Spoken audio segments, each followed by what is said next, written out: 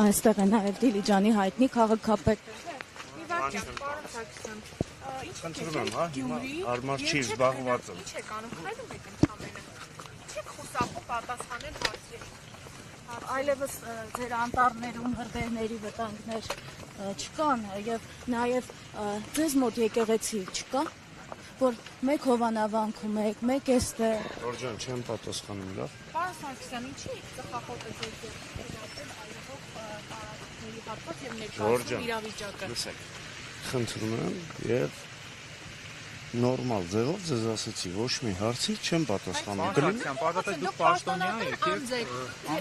Պաշտոնատար անձ եմ, երբ որ կհրավիրեմ մամուլի ասուլիս, ձեզ էլ կհրավիրեմ, դուք այդ ամեն ինչի վերջ չեմ պատասխանում։ Մամուլը գրել էր, որ դուք սկանդալային պատմության մեջ եք ընկել եւ ծեծկրտուքի մասնակից եք եղել, ձեզ Ասում են ձեզ ծեծել են, ասում են ձեզ ծեծել են։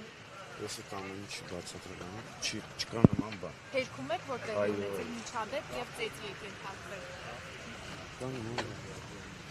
Ասում են երկու համայնք իրար դեմ եք հանել։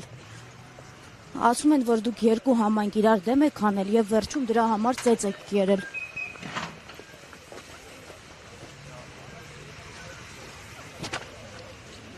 Հարգելի հետևորդներ, դուք տեսնում եք Դիլիջանի աղմկահարույց քաղաքապետին, նա այս անգամ իր վարքագիծը փոխել էր եւ լրագրողների վրա չէր գոռգռում։